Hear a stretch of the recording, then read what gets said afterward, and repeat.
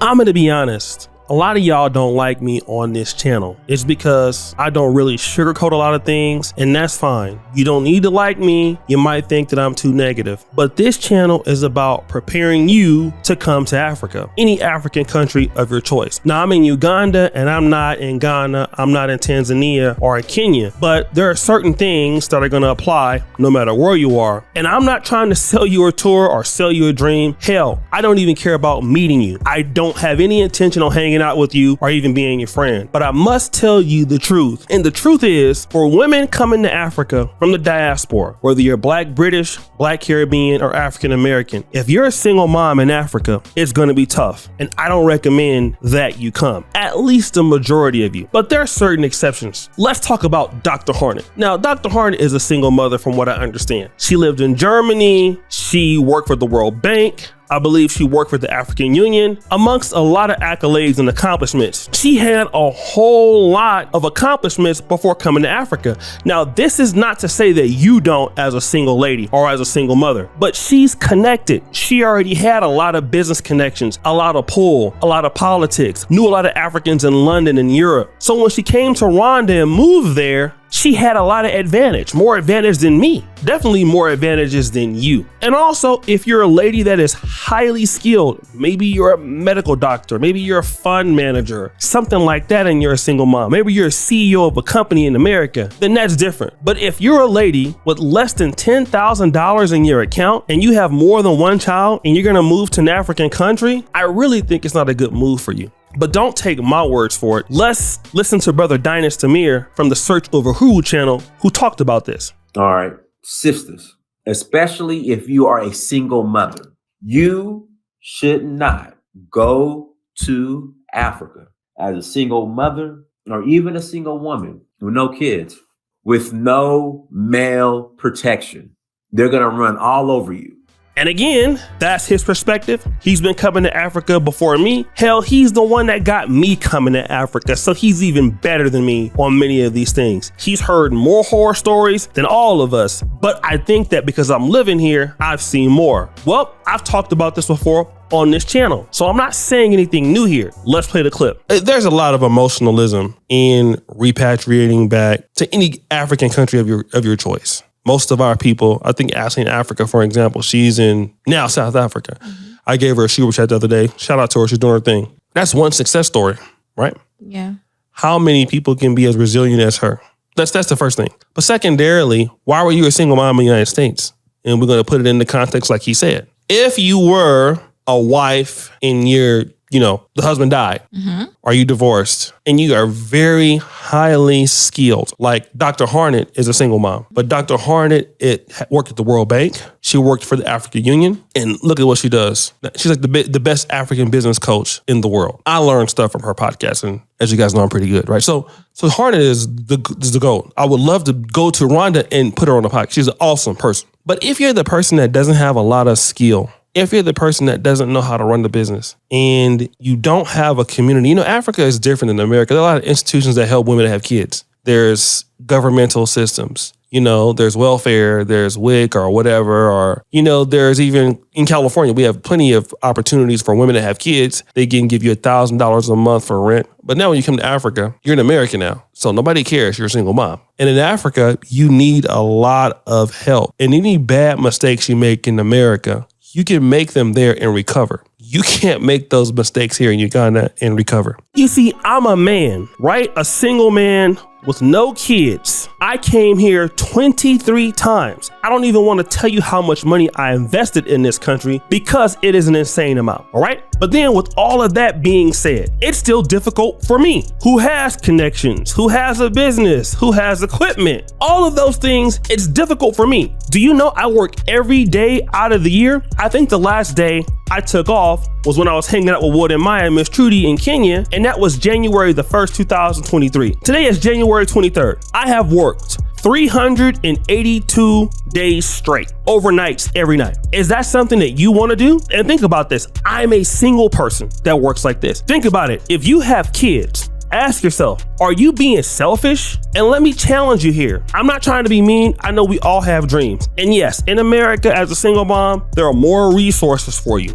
There are more things you can do. There's people that can help you. But hey, the police might not come to your defense here. It could happen, it could not happen. But what about your children? Are they gonna get the things that they deserve? Being in an African country, maybe you get taken advantage of in certain aspects. I'm not saying this always happens, but you need to be around a community of people in the diaspora who you may or may not be able to trust. Just to jump over here as a single mom with kids and you've never really researched where you're going, you don't have connections in the country of your choice, it's gonna be tough. And people think I'm a misogynist when I say that. You can say whatever you want, but here's one thing for sure. I don't want you or your kids showing up at my doorstep or anybody else in the diaspora talking about you need help because you didn't figure this out. We gotta understand that in Africa, what goes on in America don't happen here. Dinah said it. You know, a lot of that city girl things, and we're not saying that all sisters are like that, right? But you know, I'm independent and I don't need no man. Look, all the independent shit go out the door.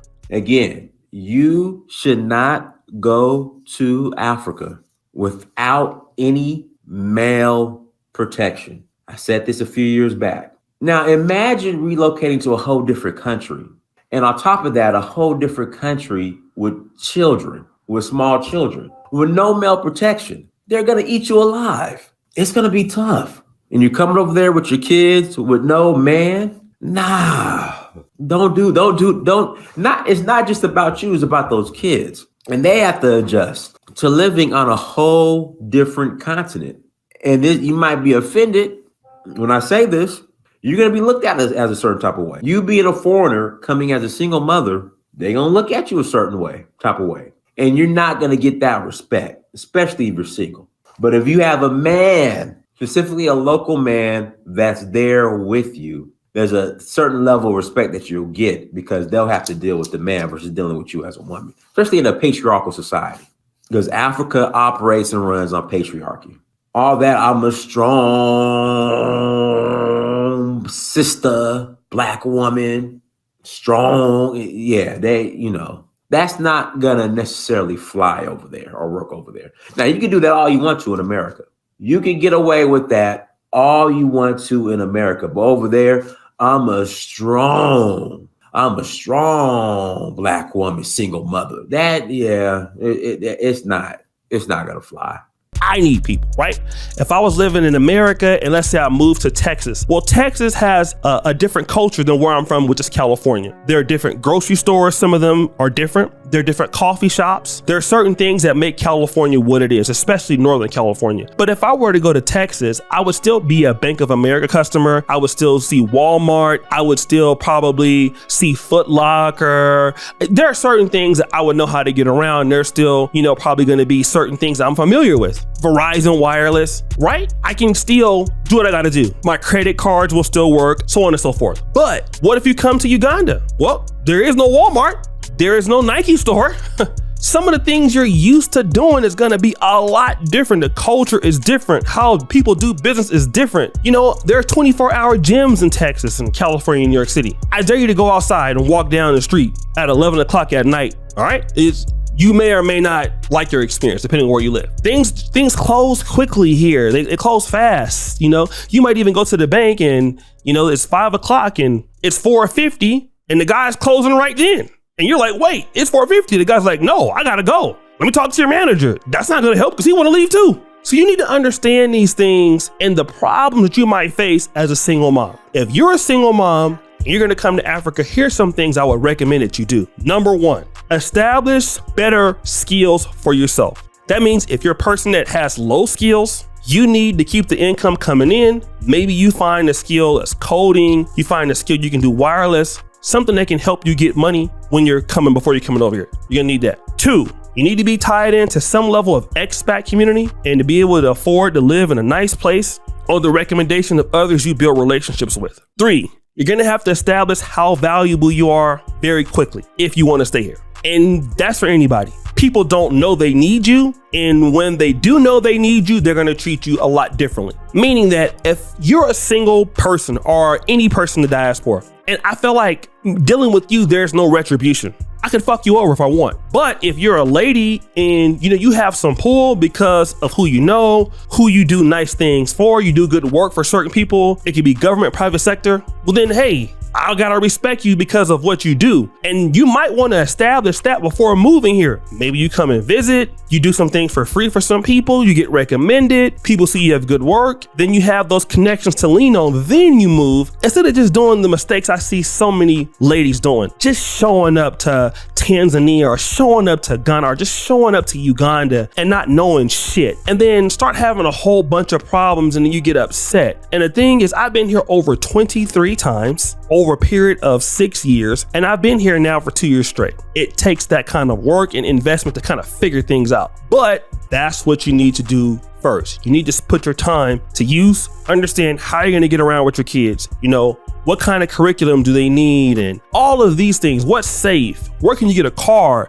Those are things you need to do before you just come up because you want to move to Africa and it's a hip thing to do, and put yourself in a position where you can be taken advantage of. And I'm going to also be honest. Dinah said, a lot of African countries are patriarchal. Women are not the same as men. That's something that you got to understand, okay? How you talk to men is different here than back home, all right? It's simple. The things you can get away with saying back home, you might not be able to get away with saying it here. If you don't have a man to protect you, you might be shot of luck. It's the truth. You don't have to like it. You don't have to like me. But I want you to enjoy your time here. I do. And people might find that my videos are negative. It's not. It's just being real. I don't want to be the kind of person on the continent that's trying to just say everything is so great. You come over here, you spend your money, you start investing, you be mad at me. I don't want that for you, right? I want you to hear all the stuff that you need to really nitpick and dot your I's and cross your T's. I want you to get that stuff now, so when you come, you can enjoy yourself and tell everybody about all the great things you're doing here on the continent of Africa. And trust me, there's so many great things you can do. But I tend not to want to just oversell all the great things without talking about a lot of these things that are challenges, because I want to get you ready for your journey here on the continent of Africa. So guys, what do you think? It's your boy, Shay Duke Jackson, back with another episode here of Fair Use on Kenganda. I'm out.